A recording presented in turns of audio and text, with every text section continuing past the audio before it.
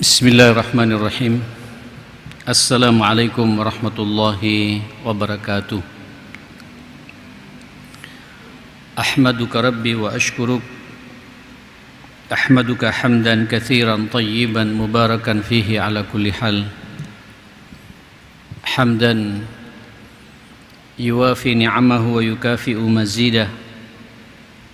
Ya Rabbana lakal hamdu كما ينبغي لجلال وجهك وعظيم سلطانك لا إله إلا أنت سبحانك إنا كنا من الظالمين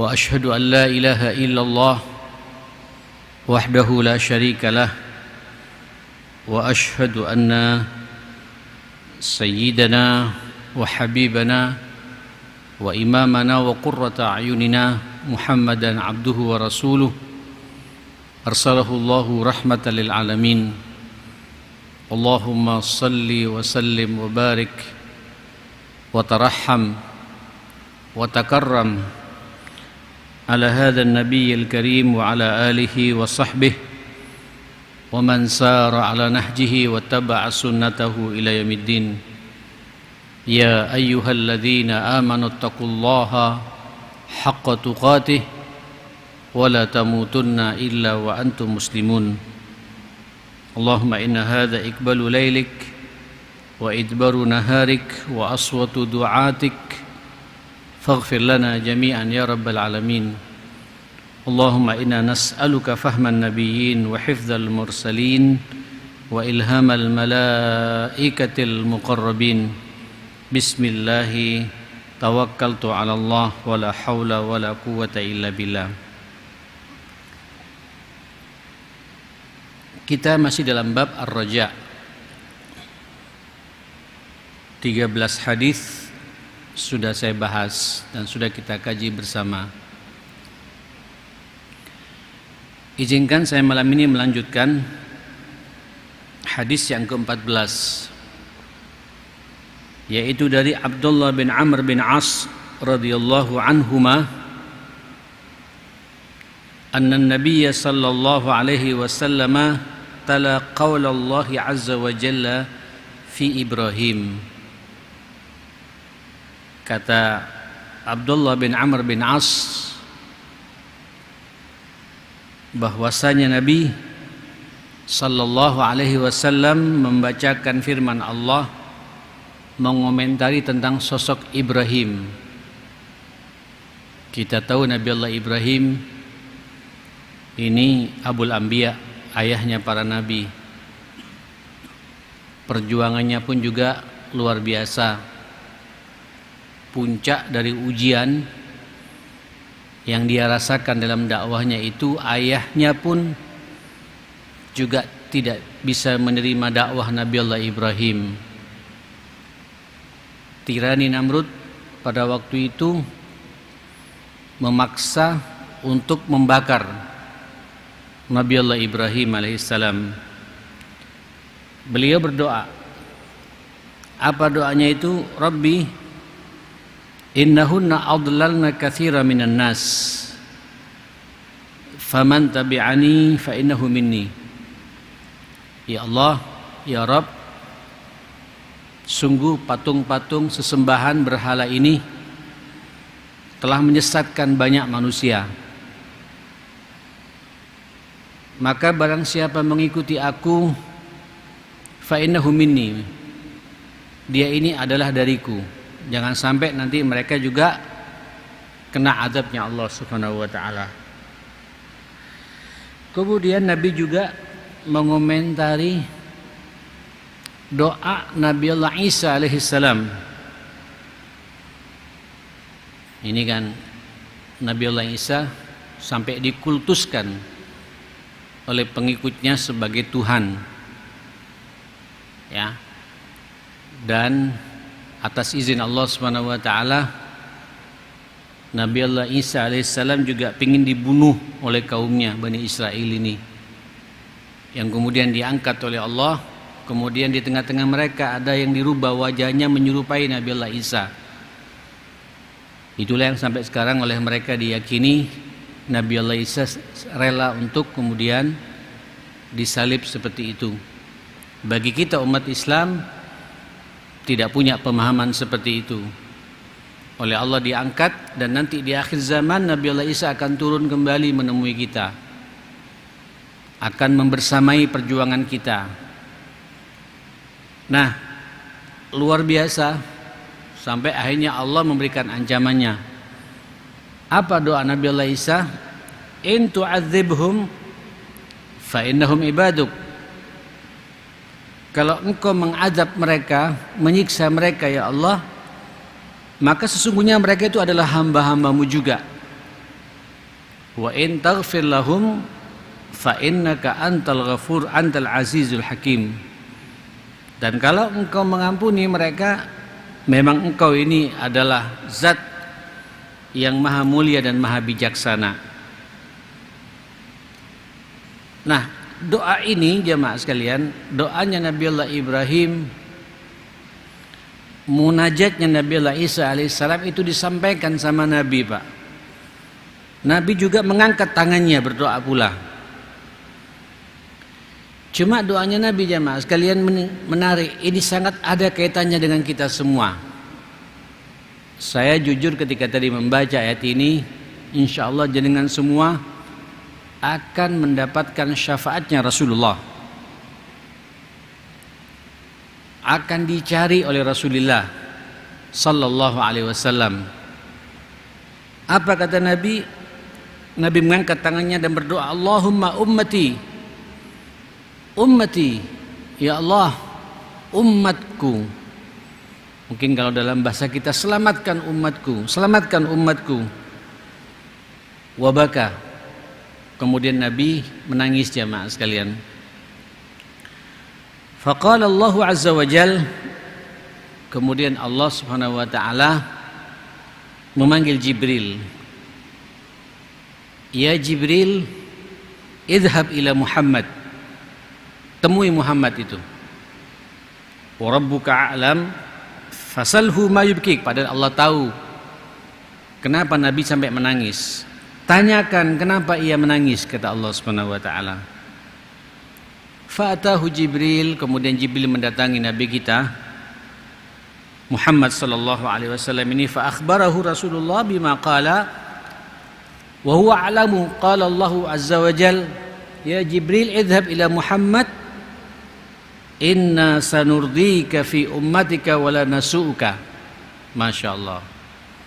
Sampaikan kepada Muhammad, kepada Nabi kita maksudnya jamaah sekalian, kepada Rasulullah, bahwa aku kata Allah Subhanahu wa taala akan ridha kepada Muhammad dan kepada umatnya, dan sekali-kali tidak akan berbuat keburukan kepadamu dan kepada umatmu itu. Jamaah sekalian, sampai dikatakan oleh pengarang kitab ini, hadzal hadis min arjal ahadits li ummatin Nabi sallallahu alaihi wasallam.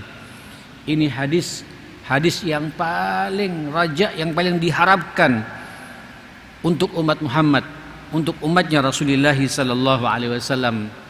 Ini hadis riwayat Muslim. Allah telah mengakui Pak akan dirinya dan melegitimasi kita semua, insyaallah kita nanti pada hari kiamat, selama sampean tidak syirik kepada Allah dan ada iman dalam dada kita, meyakini betul bahwa tidak ada ilah kecuali Allah dan Nabi Muhammad itu adalah utusan Allah, itu pasti Pak sampean akan mendapatkan syafaat Rasulullah dan akan dijaga oleh Allah Subhanahu wa taala, semuanya akan disurgakan oleh Allah Subhanahu wa taala. Nah, diperkuat Pak pada hadis di bawahnya jamaah sekalian. Hadis yang nomor 15 ini. Sayyidina Mu'adz bin Jabal radhiyallahu anhu qala kuntu ridfan nabiy ala himarin. Saya dulu pernah dibonceng sama Nabi, naik kendaraan namanya himar Pak. Kalau mungkin sekarang naik motor Pak, tapi yang mengendarai, yang membawa motor itu Rasulullah Pak. Ini menunjukkan ketawaduan Nabi. Bukan sesuatu yang aib ustadz membonceng muridnya, bukan sesuatu yang aib kiai juga membonceng santrinya. Rasulullah juga membonceng siapa? Sahabatnya Mu'adz bin Jabal radhiyallahu anhu. Kuntu ridfan Nabi sallallahu alaihi wasallam ala himar. Faqala ya Mu'adz. Kemudian Nabi berdialog dengan Mu'adz ini, wahai Mu'adz, hal tadri ma haqqullah ala ibadih wa ma haqqul ibad ala Allah?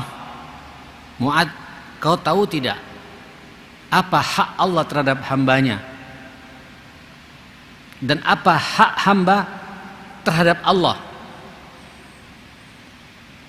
Qultu, kata Mu'adz, beliau Pak di belakang dibonceng sama Nabi, Allahu wa rasuluhu a'lam. Allah dan Rasulnya yang maha mengetahui ya Rasulullah. Simak jemaah sekalian, hak Allah, fa inna haqqallah 'alal ibad, hak Allah terhadap kita semua, ayya'buduh wa la yusyriku bihi syai'a. Pak, Ibu, Allah hanya minta kepada kita untuk beribadah kepadanya dan jangan syirik. Murnikan ibadah kita hanya mencari ridhonya Allah. Sampean umrah, sampean haji, ini kewajiban hak Allah untuk saya menghamba kepada Allah. Sampean salat maghrib tadi jemaah sekalian, dan nanti kita juga salat isya, jangan berpikir macam-macam. Murni sampean sujud ruku 3 rakaat tadi itu karena penghambaan kita kepada Allah. Kita ini budaknya Allah Subhanahu wa taala, dan tunjukkan bahwa saya tidak akan menyekutukan Allah. Saya tidak akan syirik kepada Allah Subhanahu wa taala. Itu Pak yang hanya diminta oleh Allah Subhanahu wa taala.